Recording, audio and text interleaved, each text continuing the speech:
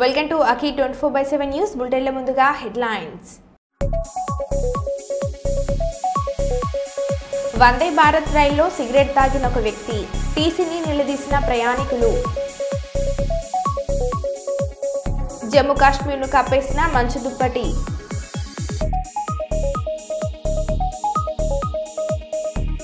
తెలంగాణలో త్వరలో ఉప ఎన్నికలు. బీఆర్ఎస్ పార్టీ నుంచి ఫిరాయించిన 10 మంది ఎమ్మెల్యేల విషయంలో స్పీకర్పై పెరుగుతున్న ఒత్తిడి. సంవత్సరం నుంచి మిషన్ భగీరథ నీళ్లు రాక ఖాళీ బిందెలతో రోడ్డెక్కిన మహిళలు.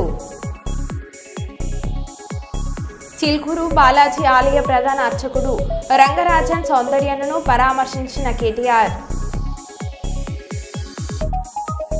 శ్రీ శ్రీ సేవాలాల్ మహారాజ్ 286వ జయంతి ఉత్సవాల కరపత్ర ఆవిష్కరణ.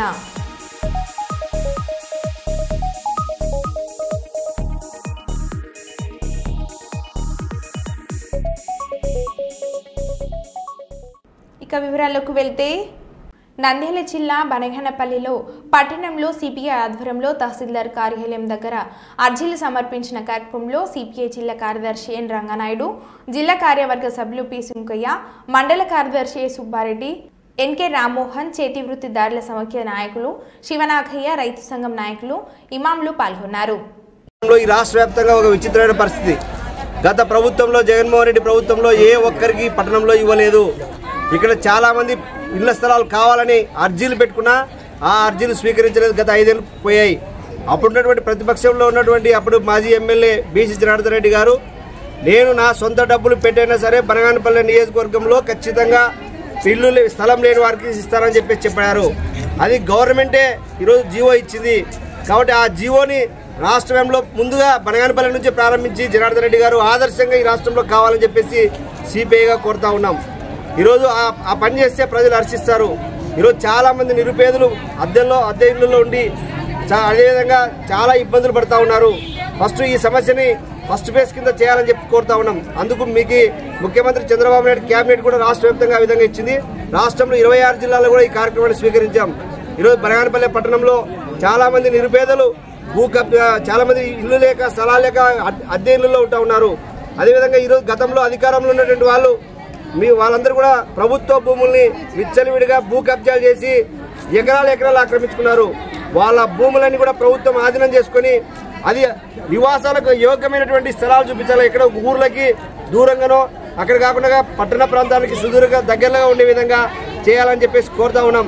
ఈరోజు ఇక్కడ మేము అర్జీలు స్వీకరిస్తూ ఉంటే మా పార్టీ కార్యకర్తల్ని బెదిరింపులకు గురి చేయడం జరిగింది.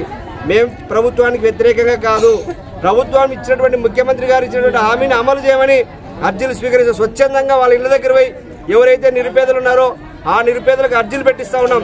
ఈ బనగానపల్లి పట్టణంలో దాదాపు 600 నుంచి 700 మంది సమీకరించి సచివాలయాల్లో తహసీల్దార్ కార్యాలయం కూడా ఇవ్వడం జరిగింది. కాబట్టి మేము కూడా మీ అభివృద్ధికి సహకరిస్తాం. అభివృద్ధి అంటే ఖచ్చితంగా కూడు గూడు గుడ్డ ఈరోజు మీ ప్రభుత్వం చెప్పినటువంటిదే. కాబట్టి దాన్ని వెంటనే అమలు చేయాలని చెప్పేసి ఈరోజు కోరుతా ఉన్నాం.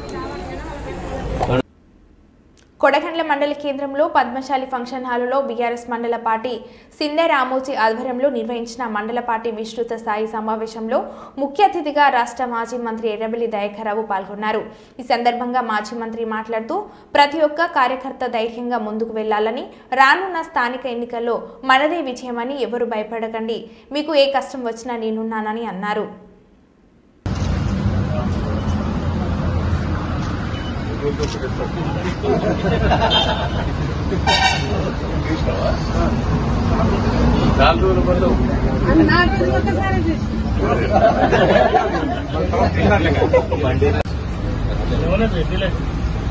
గాంధీనగర్ ఉద్యమకారుడు ఉద్యమం చేసి తెలంగాణ సాధించారు. ఎస్టీ కూడా ఉద్యమం చేశాడు. ఈరోజు ముగ్గురు పిల్లల విషయంలో కూడా ఉద్యమం చాలులు చేస్తున్నారు. గత ప్రభుత్వం మున్సిపాలిటీ ఎడ్యుకేషన్ ఆల్రెడీ చట్టం కూడా తీసుకునే ప్రయత్నం చేశాము. లోకల్ బాడీ ఎన్నికలలో ఈ లోపల ఎన్నికల ముందే గవర్నమెంట్ పట్టి అందుకనే ఈ గవర్నమెంట్ వచ్చింది రేవంత్ రెడ్డి గారిని ప్రభుత్వాన్ని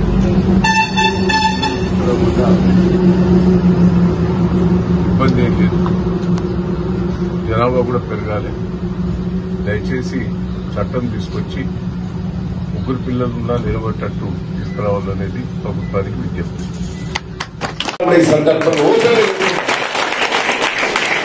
ఒక్కరికి 10 మంది తెచ్చే శక్తి అంటున్నది. దయచేసి నేను మిమ్మల్ని అందరికీ రిక్వెస్ట్ చేస్తున్నాను, పెద్ద లీడర్లను ఎవరు చేర్పించుకోవద్దు. చిన్న లీడర్లు తెలిసో తెలియకపోతే కావాలని చేర్పిస్తున్నాం అంతే. అంతేనా? లోకల్ మనకు చిన్న లీడర్లు ఎవరన్నా పోయేది వాళ్ళని చేర్పించుకోవడం, పెద్ద లీడర్లు వస్తారని చెప్పవుతారు. నాకు పెద్ద లీడర్లు ఎవరు తీసుకున్న ముచ్చటే లేదు. దయచేసి నేను అందరికీ రిక్వెస్ట్ చేస్తున్నా, గెలిపించిన వారి జనం కొత్తలో తేమ చెందరని గెలిపించాను. నేను బాధపడతలేదు. ఒకసారి దిగుతానే మన విలువ తెలుస్తుంది, అప్పుడు మంచి చెడు తెలుస్తుంది. ఇప్పుడు కేసీఆర్ అయ్యో పాపం అని అంటారా? అంటలేదా? రేవంత్ రెడ్డిని అయ్యో పాపం అని అంటారా? దొంగ దొంగ అంటారు. అంటారా? రేవంత్ రెడ్డి కాంగ్రెస్ వాడు అంటాడు దొంగ దొంగ. అదే కేసీఆర్ అంటారా? కాంగ్రెస్ వాడు కూడా కేసీఆర్ దొంగ అంటే ఒక్కసారి దిగిపోయిన తర్వాతనే దయన్న విలువ కేసీఆర్ విలువ తెచ్చింది. దాన్ని మీరు కాపాడుకునే ప్రయత్నం చేయాలి.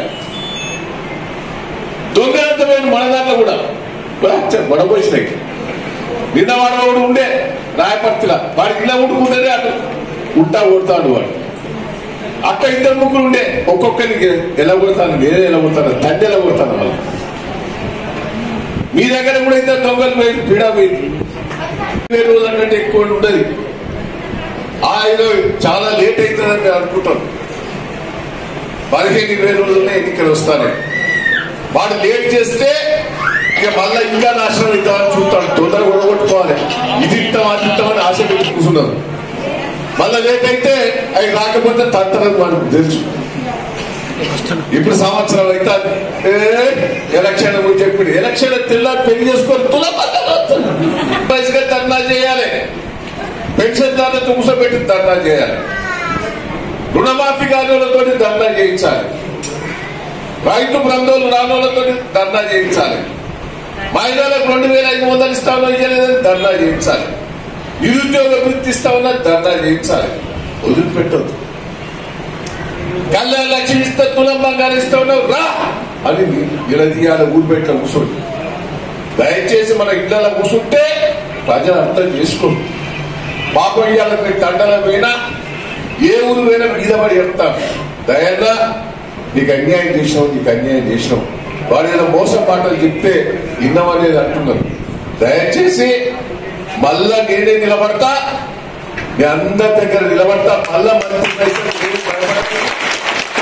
పోయినసారి మనం చేసిన కొన్ని తప్పులు, దొంగలను నమ్మి అది కూడా చెప్తాను. ఇక దొంగలను నమ్మే ముచ్చట్లేదు. ఎవరైతే కష్టకాలం ఉన్నాడో వాడే మనోడని కూడా ఈ సందర్భంగా మీకు తెలియజేస్తున్నాం. మంచి కార్యక్రమం చేసిన మీ అందరికీ మండల నాయకులకు. మధ్యప్రదేశ్లో ఘోర రోడ్డు ప్రమాదం సంభవించింది. ప్రయాగ్రాజ్లో జరుగుతున్న మహాకుంభమేళకు వెళ్లి వస్తున్న యాత్రికుల మినీ బస్సు ఒక ట్రక్ను మంగళవారం ఉదయం ఢీకొట్టింది. ఈ ప్రమాదంలో 7 మృతి చెందగా పలువురు గాయపడ్డారు. జబల్పూర్ సమీపంలోని సింహోరా వద్ద జాతీయ రహదారిపై సంఘటన చోటు చేసుకుంది. వీరిని తెలంగాణలోని హైదరాబాద్కు చెందిన వారుగా గుర్తించారు. నాచారానికి చెందిన 25 మంది కుంభమేళాకు మినీ బస్సులో వెళ్లి పుణ్యస్నానం చేసి తిరిగి వస్తుండగా ఈ ప్రమాదం జరిగింది. ఈ ప్రమాదం గురించి సమాచారం అందుకున్న పోలీసులు సంఘటన స్థలానికి చేరుకొని సహాయక చర్యలు చేపట్టారు. క్షతగాత్రులను చికిత్స కోసం ఆసుపత్రికి తరలించారు. ప్రమాదం గురించి తెలిసిన వెంటనే జబల్పూర్ కలెక్టర్ దీపక్ కుమార్ సక్సేనా, ఎస్పీ హుటాహుటిన అక్కడికక్కడ చేరుకున్నారు. మంగళవారం ఉదయం 8:30 ప్రాంతంలో ప్రమాదం చోటు చేసుకుంది. తెలుగు రాష్ట్రానికి చెందిన భక్తులు ప్రయాణిస్తున్న మినీ బస్ ఇది. సిరోహా పట్టణం వద్ద వంతెనపై ట్రక్కును ఢీకొట్టిందని జబల్పూర్ కలెక్టర్ దీపక్ కుమార్ సక్సేనా తెలిపారు.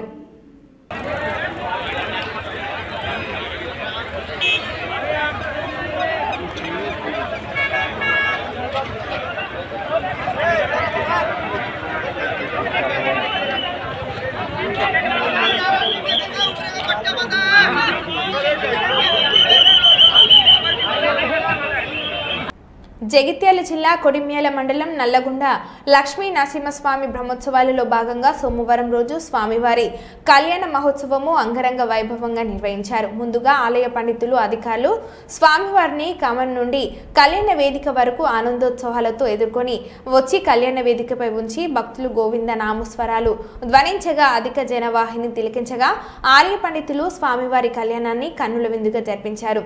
ఈ కళ్యాణ ఉత్సవ మాలధారణ కార్యక్రమంలో పూజలో కూర్చున్న ఆలయ ఈవో వెంకన్న దంపతులు పూ బంతులాటలో ఎగురుతూ ఆడటం అందరినీ ఆకట్టుకుంది.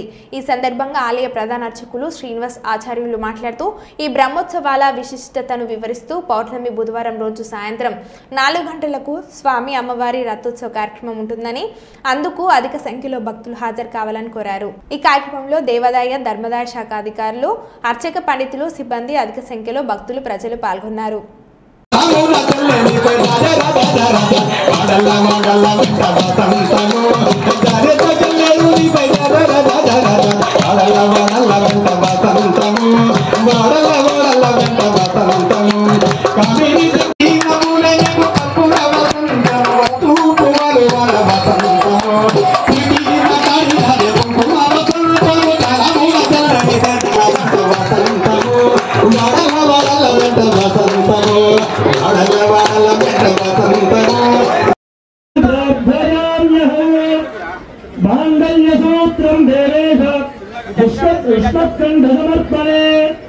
नियोजितोऽहं बध्नामि गृहाण परमेश्वरी गोविन्द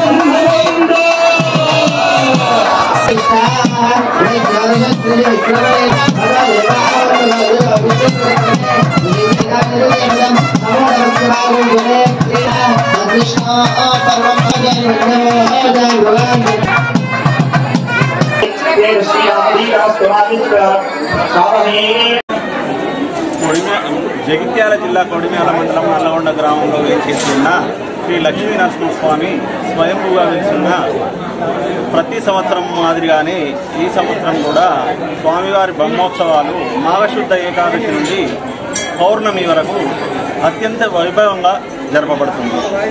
ఇందులో భాగంగా 3వ రోజు త్రయోదశి అనగా ఈరోజు స్వామివారి కళ్యాణం జరిగింది. అత్యంత వైభవంగా జరిగింది.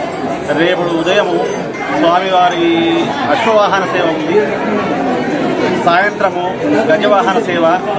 ఎల్లుండి పౌర్ణమి రోజు స్వామివారి ఉదయము స్వామివారి రథంపై వేంచేసి ఉన్నారు. తర్వాత సాయంకాలము రథోత్సవం జరపబడుతుంది.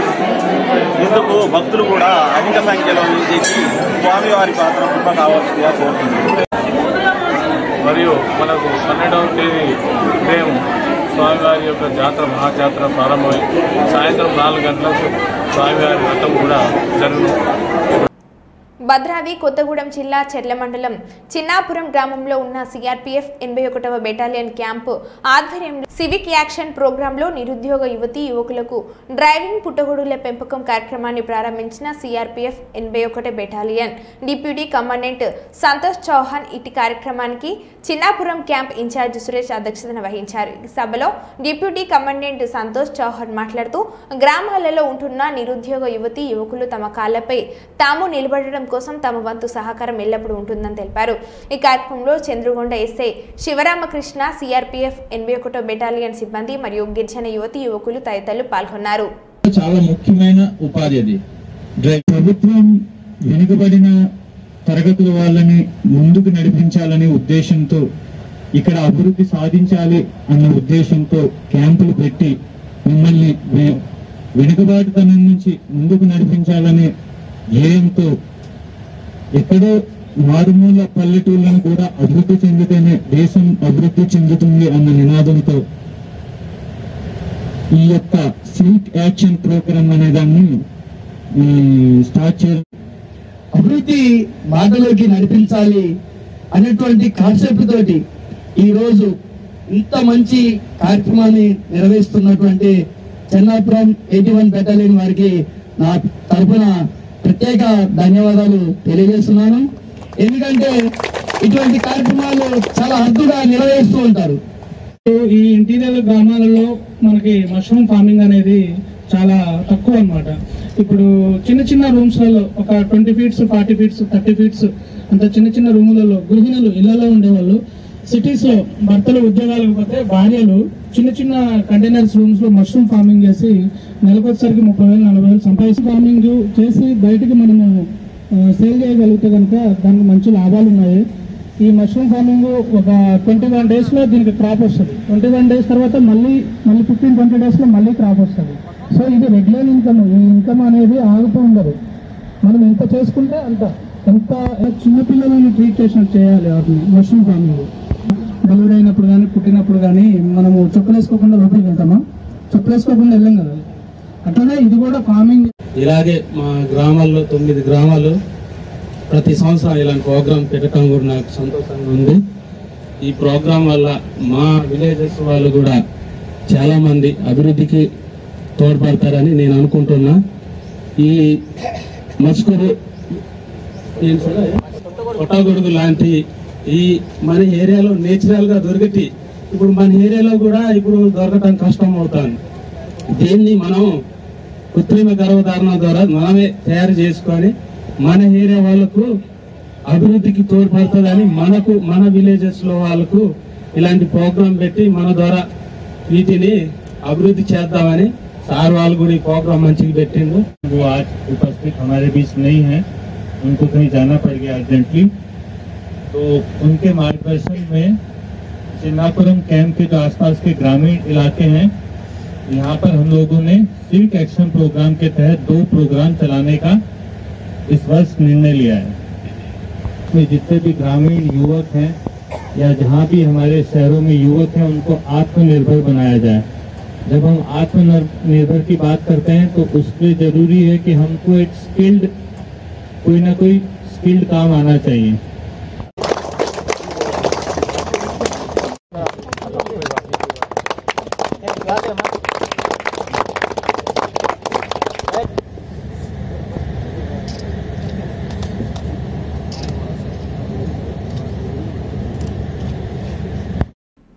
దక్షిణ కాశీ శైవ క్షేత్రం శ్రీశైలం మహాక్షేత్రానికి పశ్చిమద్వార క్షేత్రమైన అలంపుర జోగులాంబ బాలమహేశ్వర స్వామి వారి ఆలయంలో ఈరోజు ఆరుద్రోత్సవ కార్యక్రమాన్ని నిర్వహించడం జరిగింది. ఈ సందర్భంగా ముందుగా గోమాతను పూజించి ఆలయం చుట్టూ మంగళ వాయిద్యాలు వేద మంత్రాల మధ్య గో సంహిత ప్రదక్షిణలు నిర్వహించారు. ఆపై ఆలయంలోని ముఖ మండపంలో గణపతి పూజలు అభిషేకాలు చేశారు. అదేవిధంగా అర్చక స్వాములు ముక్తఖండంతో మహాన్యాస పారాయణాలు నిర్వహించారు. అదేవిధంగా గర్భాలయంలో కొలువు తీరిన బాల బ్రహ్మేశ్వరుడికి నమ్మక చమకాలతో 11 సార్లు ఏకాదశ రుద్రాభిషేకాలు చేశారు. అన్నసూక్త పారాయణతో అన్నాభిషేకాన్ని నిర్వహించారు. షడ్రోపితమైన నైవేద్యాలు చేసి దశవిధ నీరాజనలు సమర్పణ చేశారు.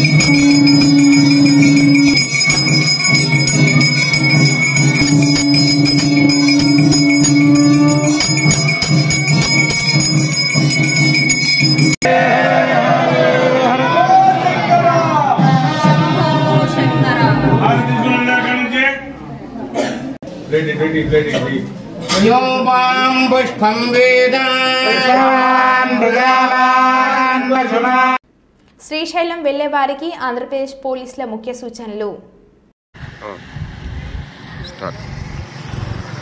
మహాశివరాత్రి సందర్భంగా శ్రీశైలంకి వచ్చే భక్తుల రద్దీ బాగా పెరిగింది. వాహనాల రద్దీ పెరిగింది. కొంతమంది పాదయాత్ర కూడా చేస్తున్నారు. ఈ సందర్భంగా రెండు ముఖ్యమైన విషయాలు నేను ప్రజలకు తెలియజేయాలనుకుంటున్నాను.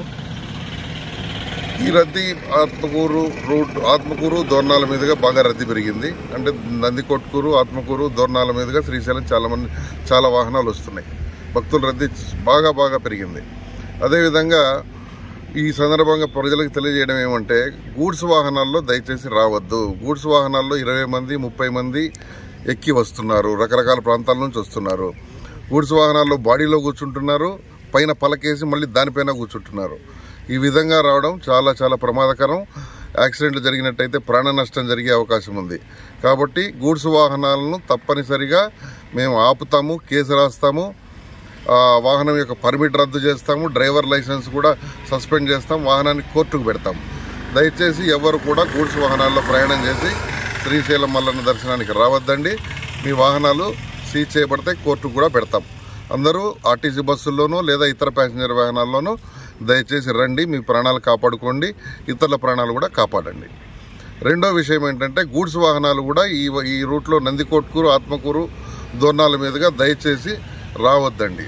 మీరు ఆత్మకూరు రాకుండా కర్నూలు, గిద్దలూరు మీదుగా గుంటూరు వైపు వెళ్లే వాహనాలు గిద్దలూరు మీదుగా వెళ్లాలని మనవి.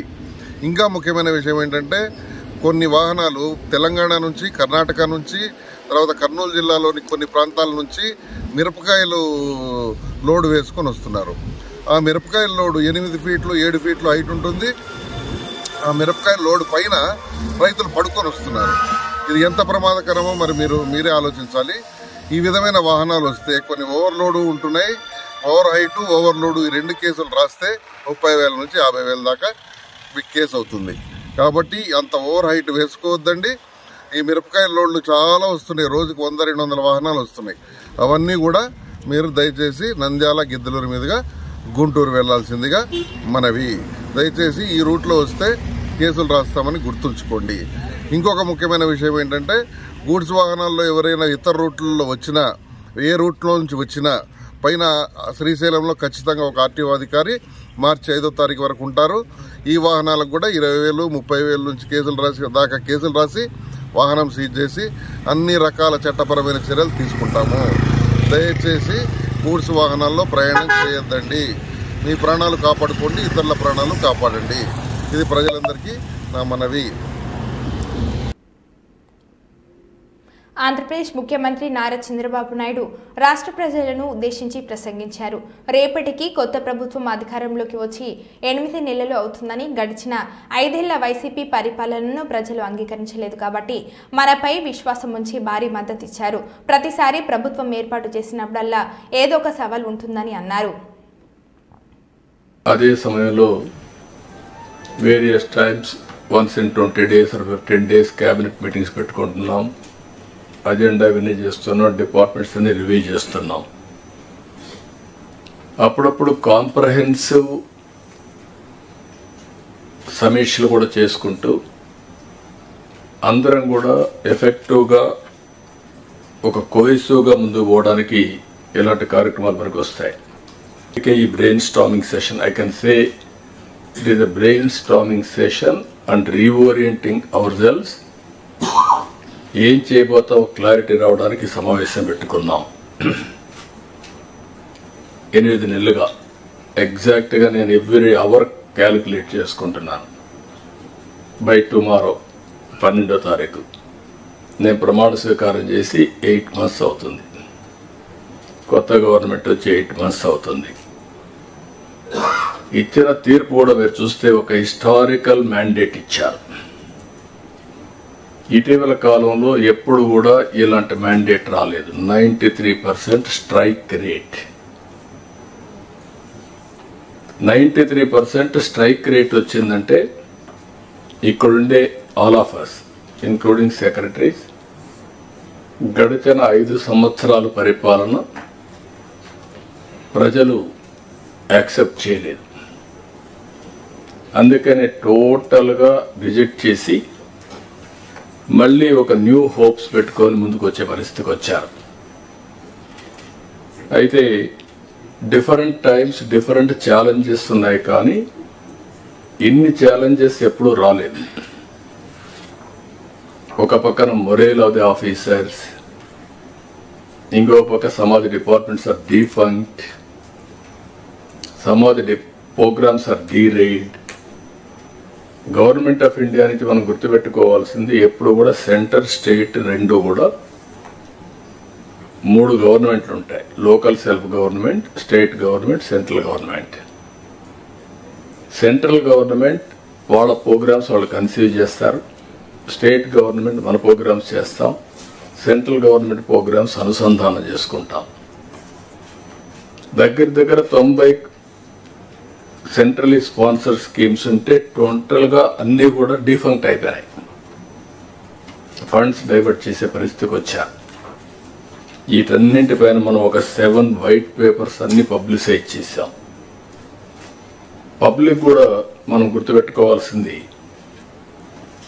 ఒకసారి పనిష్ చేశాం, మీరు వచ్చారు, మొత్తం సరిచేస్తారనే ఉద్దేశంతో మీకు మ్యాండేట్ ఇచ్చామనే అభిప్రాయంతో ఉంటారు. అది ఉన్నప్పుడు మనం ఎక్స్ట్రా ఎఫర్ట్స్ పెట్టాల్సిన బాధ్యత మనందరిపైన ఉంది. అందుకే మరో బులెటిన్లో మళ్ళీ కలుద్దాం. Stay tune.